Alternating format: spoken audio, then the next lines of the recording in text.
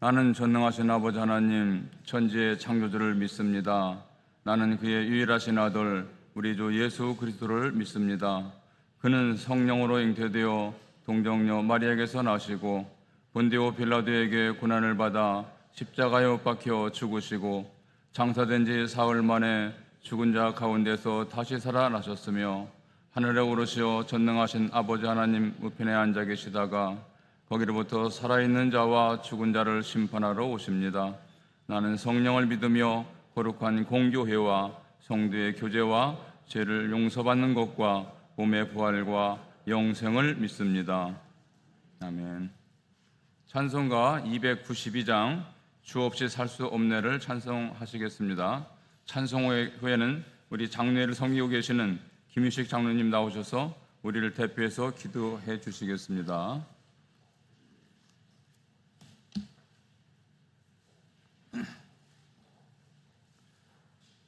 주 없이 살 수 없네 죄인의 구주여 부귀한 법의 피로 날 구속하소서 보조의 사랑으로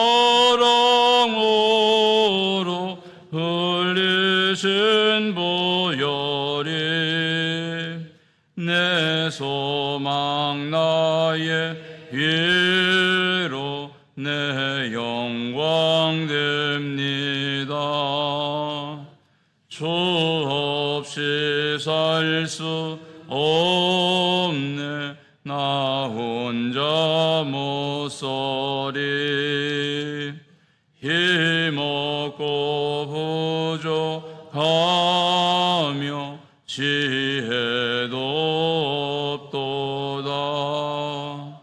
내 주는 나의 생명 또 나의 힘이라.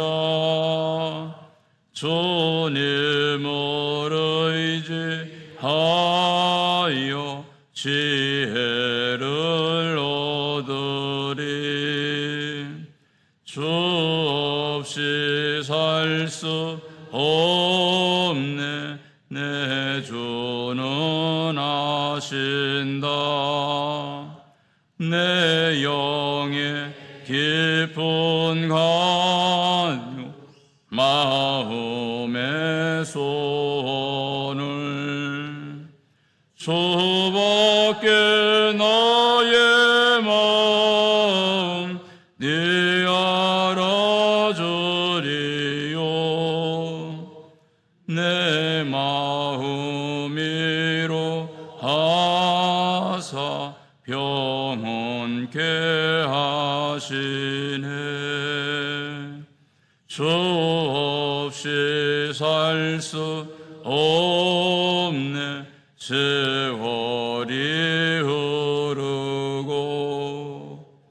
이 깊은 고독 속에 내 생명 끝나도 사나운 풍랑일 때 날 지켜주시니 내 영에 계신 주님 은인이 됩니다.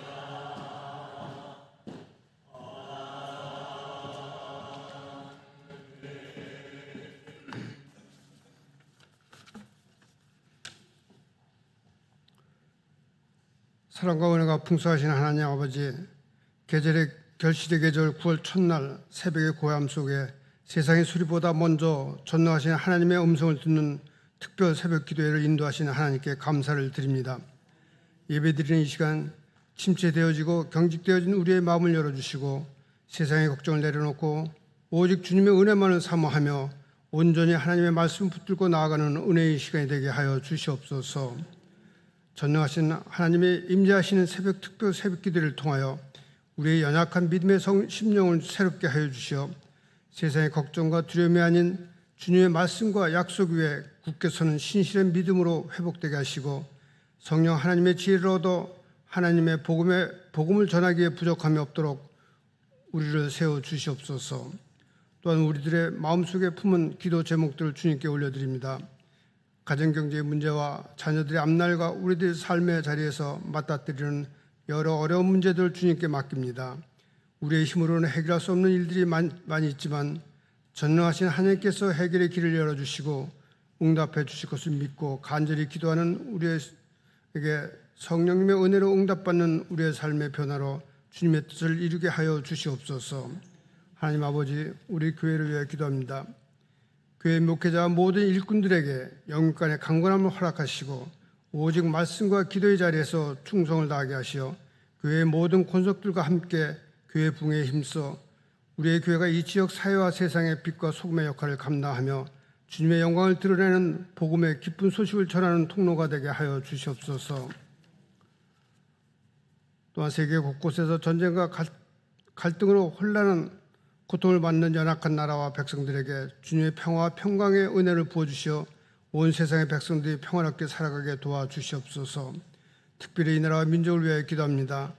지도자들에게 지혜와 겸손한 마음을 주시고 이 땅의 국민들의 분열과 갈등을 극복하여 화합과 서로를 존중하는 사회를 만들어가게 하여 주시옵소서.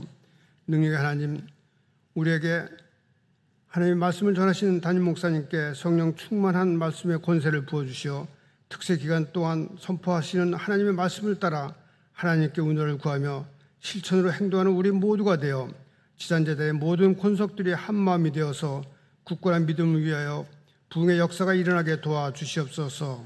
이 모든 말씀을 우리를 사랑하시는 예수님의 이름으로 기도드립나이다. 아멘.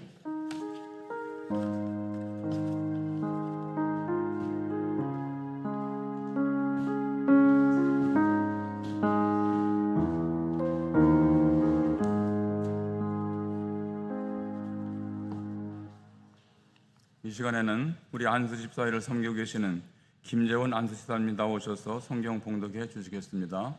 봉독 후에는 우리 장로회 안수집사회 회원들 모두 나오셔서 특별 찬양으로 하나님께 영광 올려드리겠습니다.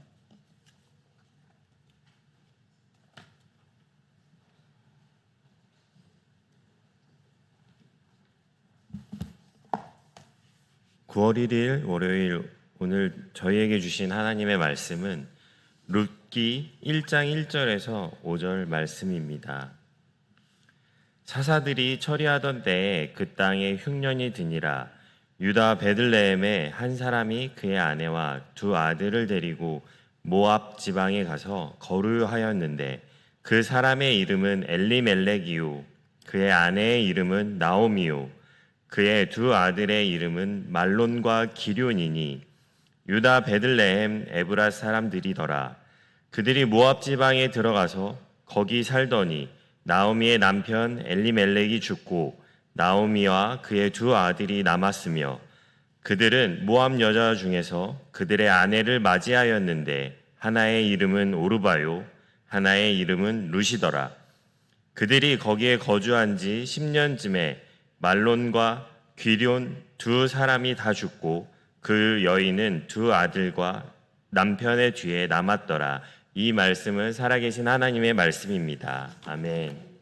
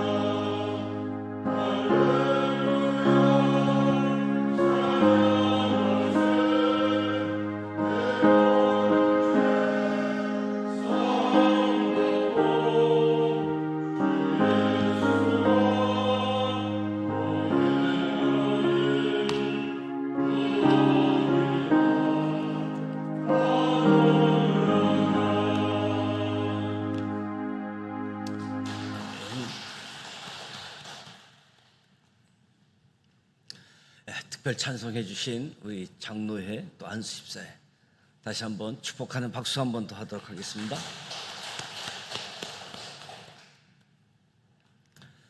9월이 시작됐습니다.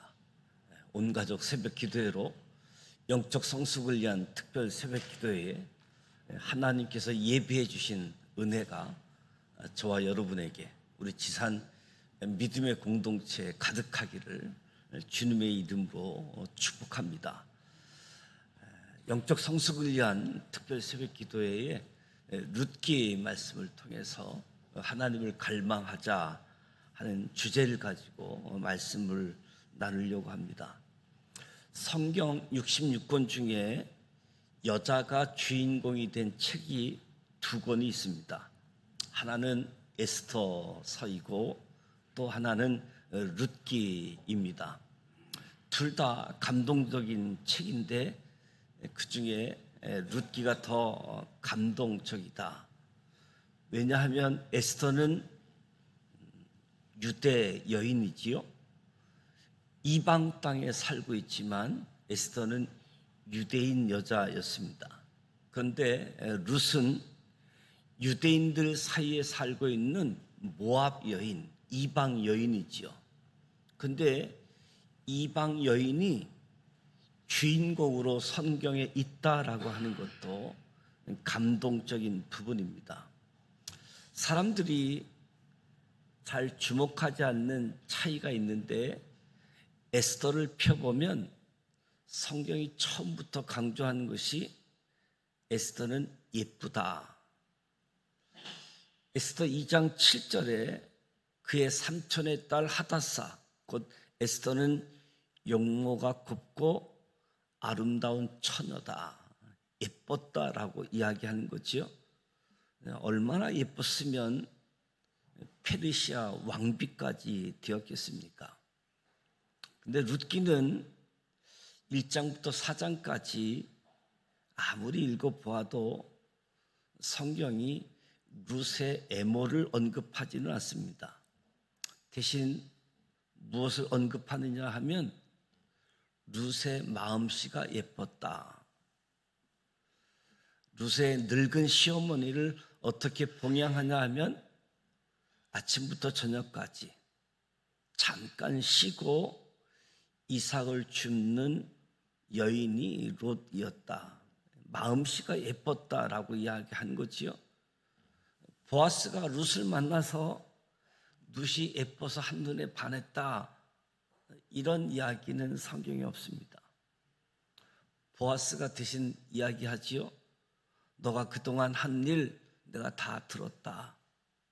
너 시어머니에게 그렇게 잘했다면서 보아스의 귀에 무슨 소문이 났냐 하면 룻의 마음씨가 착한 여인이다.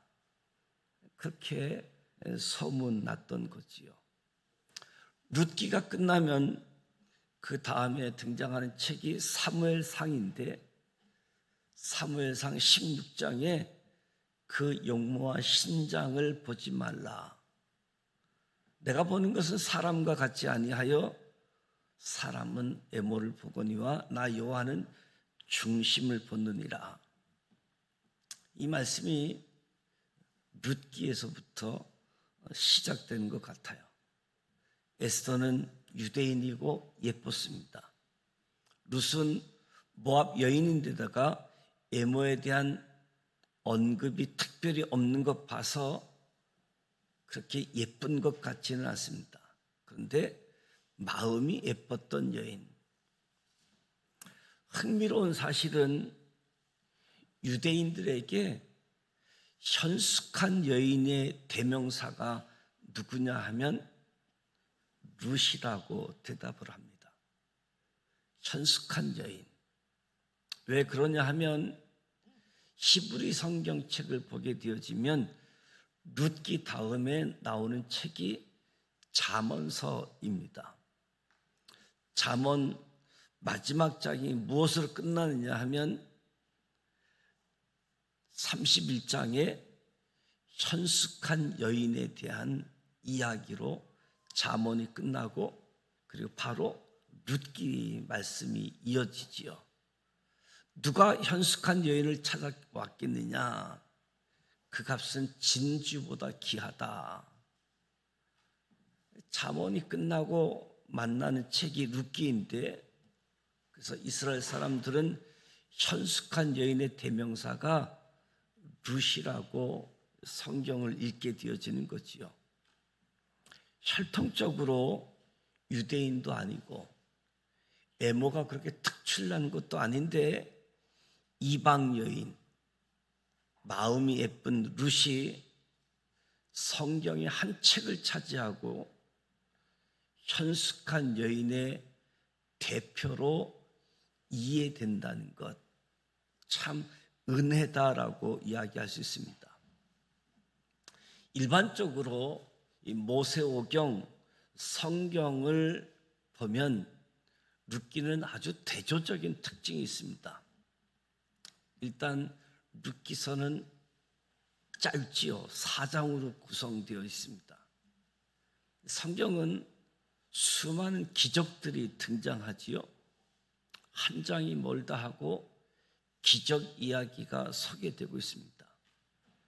구름 기둥이 보이고 불 기둥이 보이고 만나가 내리고 메추라기가 주어지고 하나님이 진노하면 땅이 꺼지고 불이 여호와께로부터 나와서 사람들이 죽고 초자연적인 기적도 가득합니다.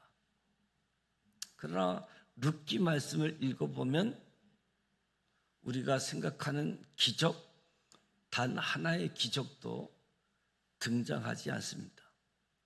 또 성경에는 여호와께서 모세에게 말씀하여 이르시되 직접적으로 사람들에게 음성을 들려주시기도 하지요. 근데 룻기에는 이런 표현도 없습니다. 하나님이 누구에게 직접적으로 말씀하셨다라는 이야기가 없습니다. 초자연적인 음성이 하나도 없습니다. 그래서 룻기 말씀은 우리가 사는 현실과 더 가까운 모습이지요. 우리가 살아가는 현실에 매일매일 기적이 보입니까? 눈에 보이는 기적이 많지 않아요. 하나님의 음성이 귀에 들립니까?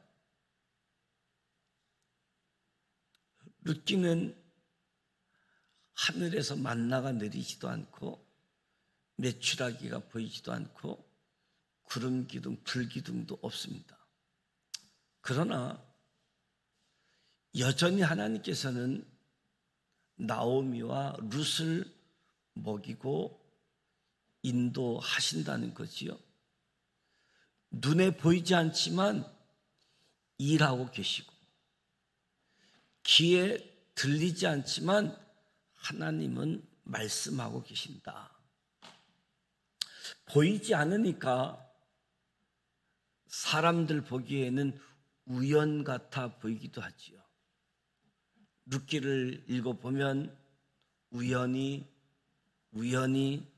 때마침 룻이 보아스 밭을 갔고 때마침 보아스를 만나고 중요한 것은 우연히가 아니라는 거지요. 하나님의 그의 발걸음을 인도해 가셨다. 보이지 않게 들리지 않게 역사하시는 하나님을 보고 만날 수 있는 책이 룻기 말씀입니다.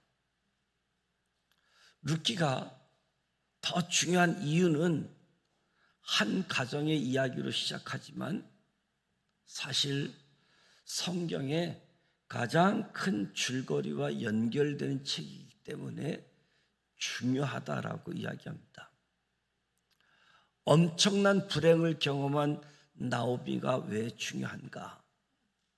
이방 여인 며느리 룻이 도대체 뭐가 중요해서 성경에 기록되어 있을까? 룻기서 마지막을 보면 그 이유를 알게 되어지는데 룻기의 마지막은 이새는 다윗을 낳았더라, 이렇게 끝나게 되어집니다. 룻기가 누구의 이름으로 끝났느냐? 다윗의 이름으로 끝난다는 거지요. 성경 전체에서 다윗이라고 하는 이름이 처음 등장하는 것이 룻기 마지막 4장입니다. 룻기가 왜 중요한지 아시겠지요? 이스라엘 백성들이 그토록 사랑하는 다윗의 조상이 설명되는 것이 룻기. 더 중요한 사실은 다윗이 누구와 연결됩니까? 궁극적으로 다윗은 예수 그리스도와 연결되어지지요. 마태복음 1장을 보면 다윗을 통하여 하나님의 아들 예수 그리스도가 이 땅에 오시고 거기에 당당히 롯의 이름이 있습니다. 성경의 최대 관심사가 무엇입니까? 성경의 최대 관심사. 창세기 3장 15절에 하나님께서 뱀에게, 사탄에게 이렇게 말씀하시잖아요. 내가 너로 여자와 원수가 되게 하고 내 후손도 여자의 후손과 원수가 되게 하리니 여자의 후손은 내 머리를 상하게 할 것이요 사탄을 상하게 한다. 너는 그의 발꿈치를 조금 상하게 할 것이다. 이 말씀을 신학적으로는 원복음이다라고 하지요. 성경의 모든 관심이 도대체 이 여인의 후손이 어떤 통로로 이 땅에 오는 것인가? 이 여인의 후손이 어떤 통로로 이 땅에 오느냐? 여기에 관심이 있는 거지요. 그래서 성경을 보면 족보가 많이 소개되어져 있습니다. 왜 재미도 없는, 나와 상관도 없는 것 같은 족보가 많이 나오는가? 여인의 후손이 어느 통로로 오느냐 추적하기 위함이지요. 아브라함이라는 사람이 100세가 되도록 아이가 없었습니다. 그가 아이가 없는 것이 나하고 무슨 상관인가? 근데 마태복음 1장을 봤더니 아브라함과 다윗의 자손 예수 그리스도의 계보다. 아브라함이 중요한 이유가 그 통로로 예수님이 오시기 때문에. 그래서 아브라함이 이삭을 낳은 이야기가 중요한 거지요. 이삭은 리브가와 결혼했는데 쌍둥이를 임신했습니다. 창세기 25장을 보면 재미있는 이야기가 나오는데 애들이 뱃속에서 서로 싸웠습니다. 여러분 중에 쌍둥이는 안 계시죠? 늦게 나온 동생이 억울해서 미치겠다는 듯이 발꿈치를 잡고 나왔다. 아기가 나 늦게 나오는 것 마치 억울하고 미치겠다는 듯이 먼저 나가는 형의 발을 잡고 나왔다. 왜 뱃속에서 싸웠을까? 먼저 나오려고 싸운 거지요. 아기들이 뱃속에 있을 때부터 알았다. 쌍둥이지만 둘 중에 먼저 나오는 사람이 여인의 후손이 되는 통로가 되기 때문에. 그래서 마태복음은 아브라함이 이삭을 낳고 이삭은 에서를 낳고, 그런데 바뀌었잖아요. 그 이유를 설명하고 있는데 팥죽 사건.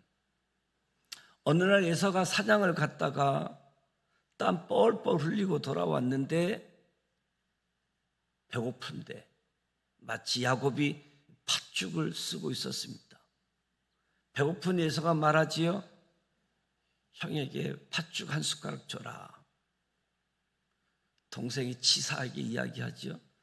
날 형이라고 불러. 나쁜 놈이지요. 생각해 보세요. 치사한 놈이라고도 할 수 있겠지요.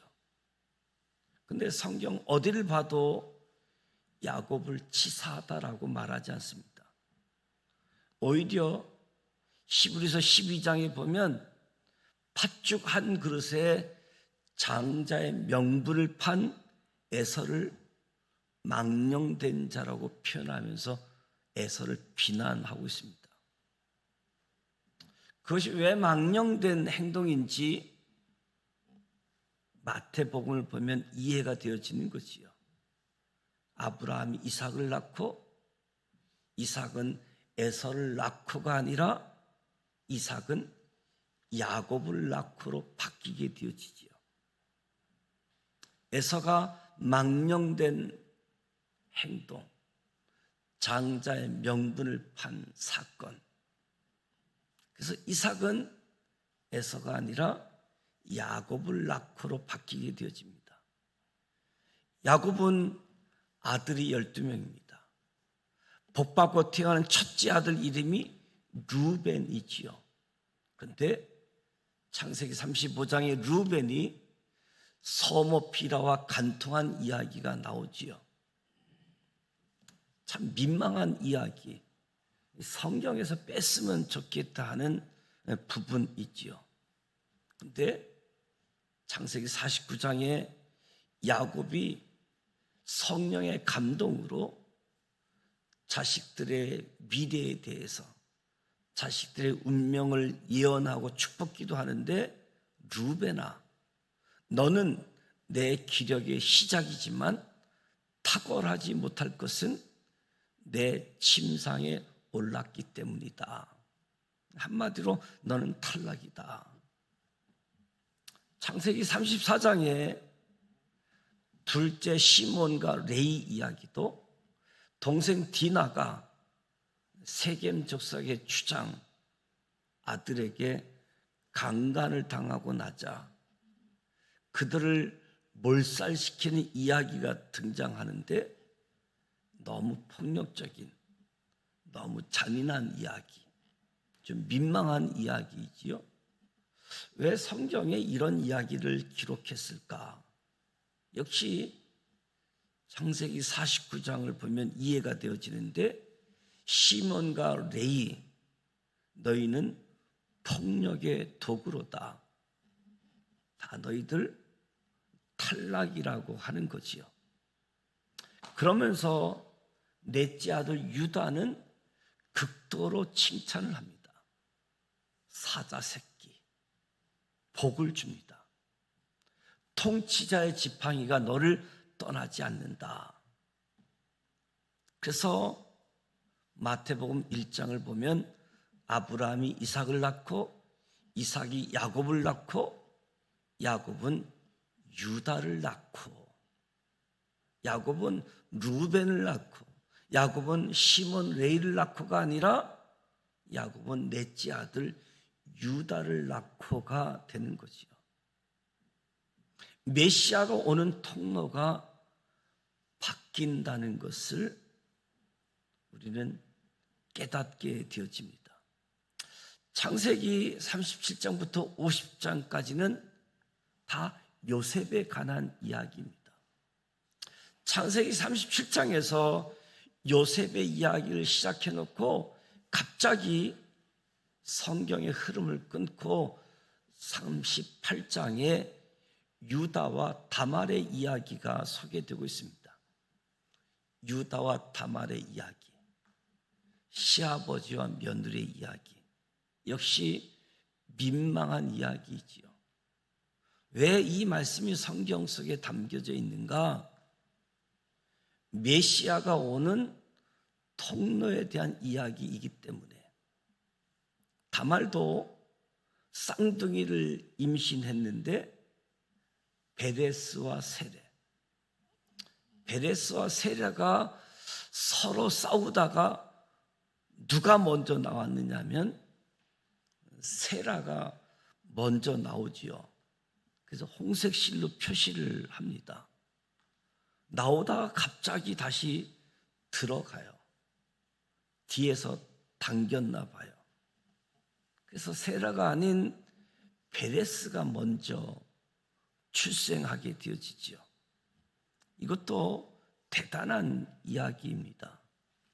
그래서 창세기 38장까지 메시아의 계보가 베레스까지 언급되어지고 족보 이야기가 끊겨요.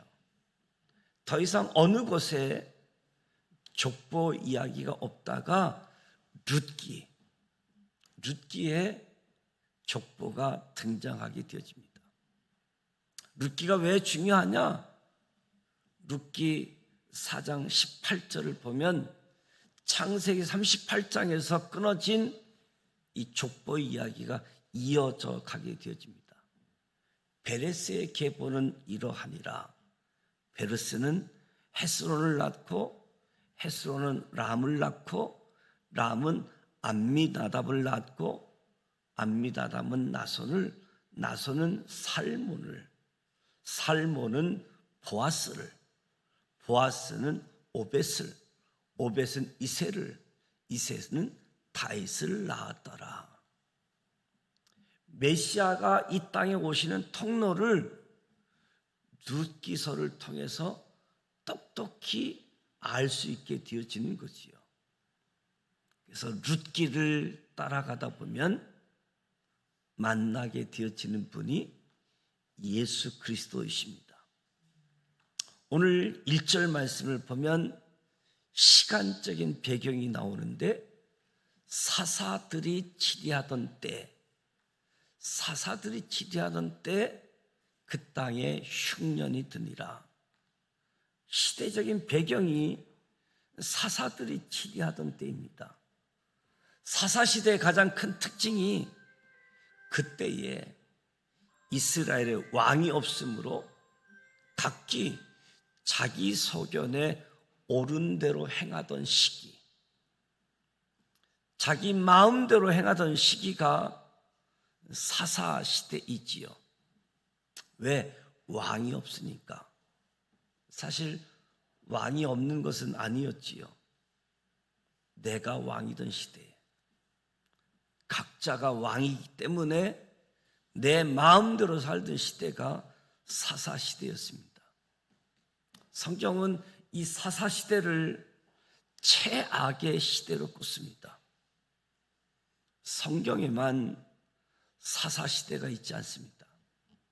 저와 여러분의 인생에도 사사시대가 있지요. 내 인생에서 내 마음대로 사는 시기, 내 소견에 옳은 대로 결정하며 살던 시기, 내가 하나님이 되어서 내가 왕이 되어서 마음껏 사는 시대, 그 시대가 사사시대, 하나님이 보시기에 최악의 시대이지요. 저와 여러분에게는 그 시대가 빨리 끝나기를 예수님의 이름으로 축복합니다. 1절의 공간적인 배경은 베들레헴입니다. 사사들이 치리하던 때에 그 땅에 흉년이 드니라. 그 땅은 베들레헴이지요. 베들레헴에 흉년이 들었다. 그러니까 룻기서 배경이 영적인 암흑기, 사사시대, 흉년이라고 하는 물질적인 암흑기, 이중적인 고통을 겪는 시대였습니다. 베들레헴의 약속의 땅에 흉년이 들었다. 간단하게 생각할 일은 아니지요. 베들레헴, 레위기 26장, 신명기 28장에 보면 하나님께서 앞으로 너가 들어가게 될 가나안 땅에 너가 순종하면 복이 임할 거지만 불순종하게 되어지면 저주가 임하게 될 것이다 말씀하는데, 그 저주의 목록 중에 하나가 기근이지요. 내 머리 위에 하늘에 노시 되고 땅이 철이 되고 비가 안 내리고 티끌과 모래가 땅에 내리는 이 흉년의 시기는, 가뭄은 하나님이 내리는 심판. 지금 그 땅에 흉년이 드니라. 지금 베들레헴에 하나님의 심판이 임한 거지요. 더 심각한 것은 베들레헴. 이 베들레헴 히브리어로 벳은 집이라는 뜻이고, 베들레헴은 빵집이라는 의미가 담겨져 있습니다. 빵집. 한글 성경으로 떡집이라고 소개하게 되어지는데, 이스라엘 백성들, 유대인들은 떡을 먹지 않고 빵을 먹잖아요. 베들레헴은 빵집, 베델, 하나님의 집. 이 베들레헴 빵집인데 빵이 없다는 거예요. 흉년이 들어서. 그래서 한 가족이 이 땅을 떠나기로 결정을 합니다. 그런데 모압으로 떠납니다. 그 사람의 이름은 2절에 엘리멜렉이요, 그의 아내의 이름은 나오미, 그의 두 아들의 이름은 말론과 기론이니, 이 네 식구가 모압으로 떠나서 이사가서 거기서 삽니다. 하필이면 모압으로 떠납니다. 엘리멜렉이 그 당시 사는 사람들과 같이 똑같이 그대로 산 거지요. 사사시대, 자기 소견에 옳은 대로 결정하고 살던 시대. 엘리멜렉의 이름의 뜻이 엘은 하나님, 멜레크는 왕. 엘리멜렉의 이름의 뜻이 내 하나님은 왕이시다, 이런 뜻을 가진 이름입니다. 그런데 왕이신 하나님께 묻지를 않습니다. 이곳에 흉년이 들었습니다. 어떻게 할까요? 모압으로 이사가도 될까요? 왕이신 하나님께 묻지 않고 그냥 자기 마음대로, 자기가 왕이 되어서 자기가 결정하고 삽니다. 베들레헴의 빵집인데 빵이 없고, 엘리멜렉이 내 하나님이 내 왕이다, 이름은 그렇게 돼 있는데 왕을 왕으로 섬기지 않습니다. 자기 마음대로 살지요. 그러니까 이름값을 못하고 있는 내용들이 룻기 이야기라고 할 수 있습니다. 이름뿐인 교회가 너무 많지요. 이름뿐인 그리스도인들이 너무 많습니다. 그리스도인의 뜻이 무엇인가? 그리스도의 사람, 나는 예수의 사람이라는 뜻이 그리스도이지요. 그런데 이름 뿌린 그리스도인들이 너무 많다. 우리가 요나를 알잖아요. 요나서의 재미있는 장면이, 요나가 하나님께서 니느웨로 가라고 했는데 니느웨로 안 가고 다시스로 가면서 배를 탑니다. 근데 그 배가 풍랑을 만나게 되어지죠. 풍랑이 일고 있는 배에 요나는 자고 있습니다. 사람들이 이 방법 저 방법 해결하려고 하다가 해결이 안 됐을 때 자고 있는 요나를 깨웁니다. 너 정체가 뭐야? 넌 누구야? 물으니까 요나가 대답하지요. 나는 히브리 사람입니다. 바다와 육지를 지은 하늘의 하나님 여호와를 경외하는 자라고 대답을 합니다. 지금 자기가 하나님을 피해 도망가고 있는 중이면서도 자기는 하나님을 경외하는 사람이라고 대답하는 거지요. 이 얼마나 모순입니까? 빵집에 빵이 없는 것이 모순이고 엘리멜렉이 왕이신 하나님께 묻지 않는 것도 이상한 것이고 여호와를 경외한다고 말하는 자가 여호와를 피해 도망가고 있는 것, 너무 모순이지요. 이 모습이 어쩌면 우리의 모습일지 모르겠습니다. 우리의 모습. 더나도 왜 하필 엘리멜렉이 모압으로 떠났을까? 모압은 근친상간으로 태어난 자, 저주받은 족속이지요. 저들이 섬기는 신이 그모스, 아이를 제물로 바치는 신을 섬겼지요. 엘리멜렉의 가족이 모압 땅에 가서 살면서 그들이 행복했을까? 행복할 수가 없지요. 그들은 모압 땅에 가서 또 다른 싸움을 해야지 됩니다. 베들레헴에서 가족들을 먹이고 살리고 자녀들을 먹이고 살리느라고 먹고 살기 위해 아등바등 해야지 되는데, 또 한편으로 신앙을 지키기 위한 싸움도 해야 되지요. 사는 것을 바꾼다고 해서 싸움이 끝나지 않습니다. 새로운 싸움이 기다리고 있지요. 이 새로운 싸움이 사실 더 어렵습니다. 육체의 기근으로부터 아이들을, 가족들을 지키는 것도 어려운데 영적인 기근으로부터 아이들, 자녀들을 지키는 게 얼마나 어렵습니까?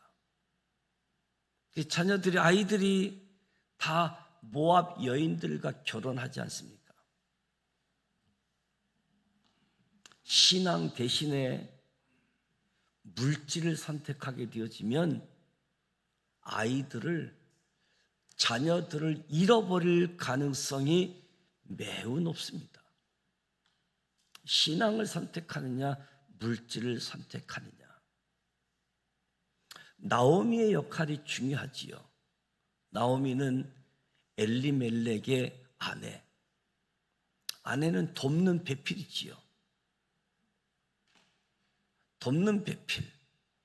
무조건 남편 말에 순종하는 것이 아니라 하나님의 뜻을 잘 헤아려야지 되는 거지요. 근데 나오미는 그냥 남편이 하자는 대로 해요. 나오미의 이름의 뜻이 기쁨입니다. 기쁨이란 뜻을 지닌 이름이 나오미. 나오미는 하나님의 기쁨이 아니라 남편의 기쁨이 되기를 결정한 거지요. 어떤 집안이 불행한가? 부부가 다 영적으로 무지한 집이 불행합니다. 둘 중에 한 사람이라도, 부부 중에 한 사람이라도 깨어 있어야지 되는 거지요. 그런데 남편을 기쁘게 하는 결정을 하고 나서 나오미가 어떻게 되는가? 나를 더 이상 나오미라고 부르지 말라. 나오미라고 말하지 말라. 나는 슬픈 여인이다. 나를 마라라고 부르라고. 하나님을 기쁘게 하지 아니하고 사람을 기쁘게 하는 결정을 하면 내 인생에 슬픔이 닥친다는 것을 깨달으시기 바랍니다. 우리는 선택을 잘 해야지 됩니다. 하나님의 기쁨인가? 사람의 기쁨인가? 엘리멜렉과 나오미 가정에 얼마나 큰 비극이 닥칩니까?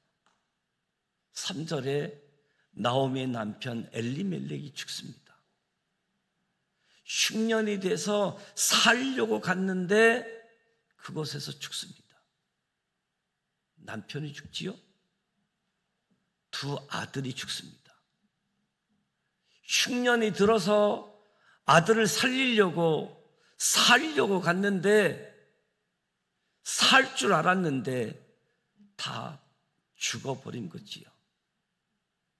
4사람이 이사 갔는데 4사람 중에 3명이 죽었습니다.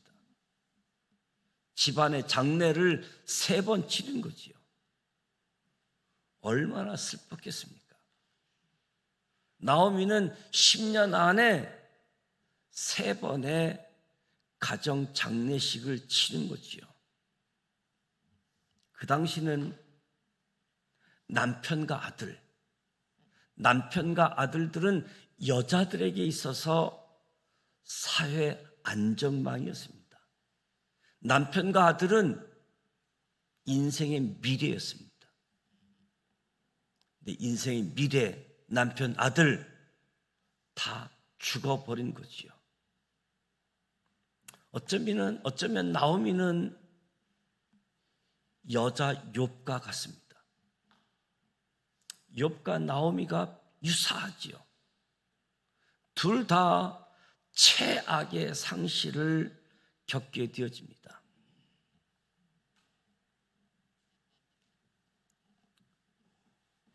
욥도 하나님을 따지고 나오미도 전능자가 나를 괴롭게 했다.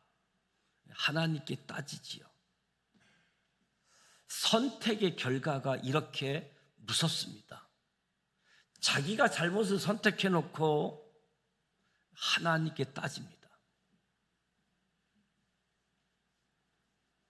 영적 성숙을 위한 특별 새벽 기도에 룻기 말씀을 통해 우리에게 주시는 하나님의 음성 듣기를 원합니다. 나오미가 모압 땅에서 한탄했을 겁니다. 내가 어쩌다가 이런 선택을 해가지고 여기까지 와서 이런 고난을 겪고 있는가? 하나님 말씀 버리고 돈 좀 벌려고 모압 땅에 왔다가 왜 이렇게 됐지? 내 인생 이렇게 후회하지 않기를 저와 여러분의 인생 가운데 주어지기를 축복합니다. 룻기 1장 1절부터 5장을 읽었는데 매우 비극적인 서막이지요.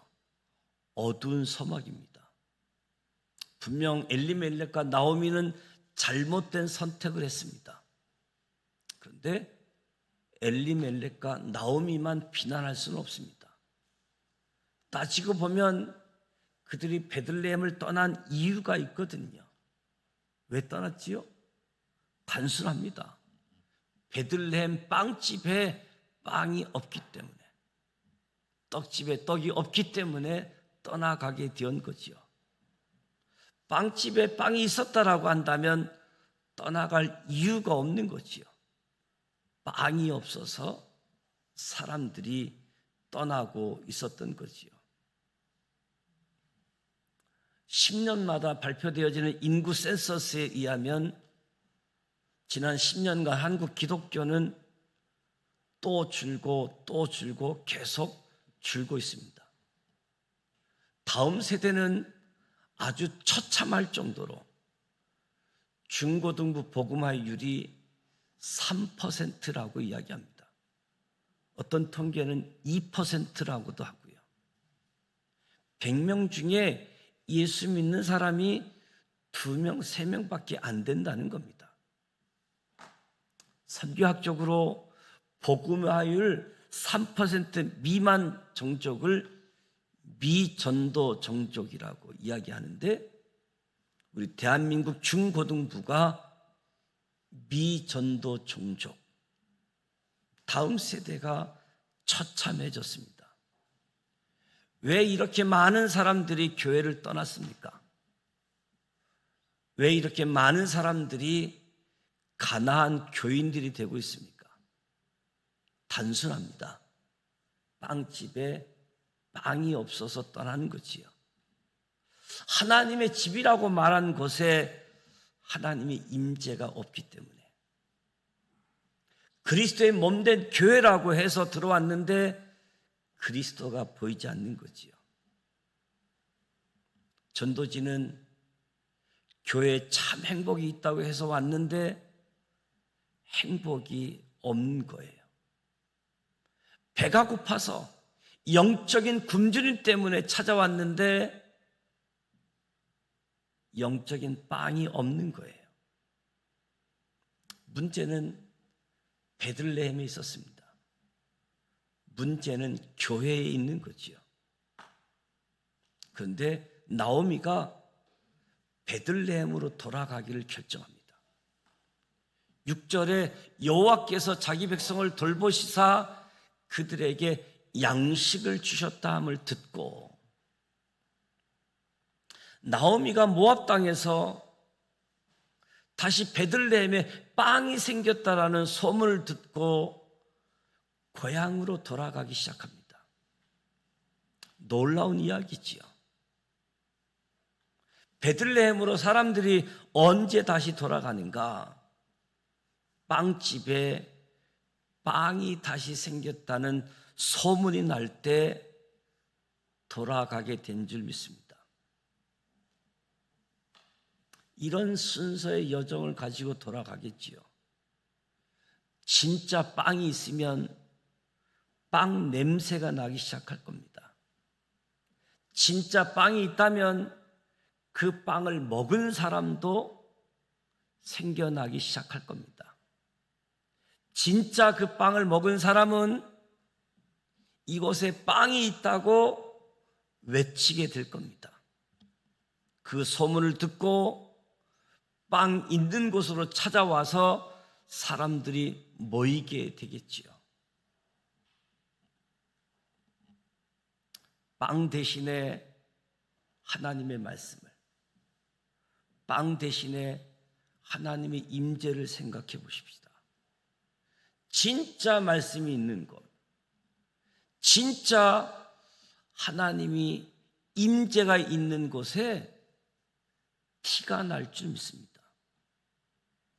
진짜 말씀이 있고 하나님의 임재가 있는 교회, 그러면 그것을 경험하는 사람들이 생기게 마련이고, 이곳에 말씀이 있다, 이곳에 하나님의 임재가 있다 외칠 수밖에 없고, 이곳에 하나님의 임재가 있다 주변 사람들이 소문을 듣고 이곳으로 몰려오게 될 줄 믿습니다. 특별 새벽 기도회를 준비하면서 왜 룻기 말씀을 하나님을 갈망하자라는 주제를 삼게 되어졌는가? 우리 교회가 말씀이 있는 교회, 하나님의 임재가 있는 교회가 되기를 소원합니다. 룻기에 기록된 대로 다시 여호와께서 백성을 돌보사 이곳에 양식을 주셨다라는 소문이 나기를 소원합니다. 그래서 이번 특세 주제는 하나님 당신을 갈망합니다. 정말 하나님을 소원합니다. 하나님의 임재를 소원합니다. 하나님의 말씀이 이곳에 있기를 소원합니다. 이 마음을 가지고 특별 새벽 기도회를 준비하고 시작하게 되어집니다. 종교개혁은 리포메이션, 폼을 다시 만드는 것, 이 폼을 다시 만드는 것이 종교개혁의 핵심이었습니다. 저와 여러분도 폼을 다시 찾아야 됩니다. 잃어버린 폼을 찾아야 됩니다. 원래 예배를 어떻게 드렸습니까? 간절하게 사모하면서 예배를 드렸습니다. 그런데 어느 날 우리는 그 폼을 잃어버렸습니다. 그 폼을 다시 찾아야 됩니다. 폼을 바꿔야 됩니다. 하나님, 나는 이곳에서 하나님 만나기를 소원합니다. 이곳에서 하나님의 영광스러운 임재를 보기를 원합니다. 부흥은 새로운 기술이 아닙니다. 부흥은 새로운 방법도 없습니다. 예레미야 33장에서 말씀처럼 너는 내게 부르짖으라. 내가 내게 응답하겠고 내가 알지 못하는 크고 은밀한 일을 내게 보이리라고 말씀합니다. 간절한 마음으로 주님을 찾으시기 바랍니다.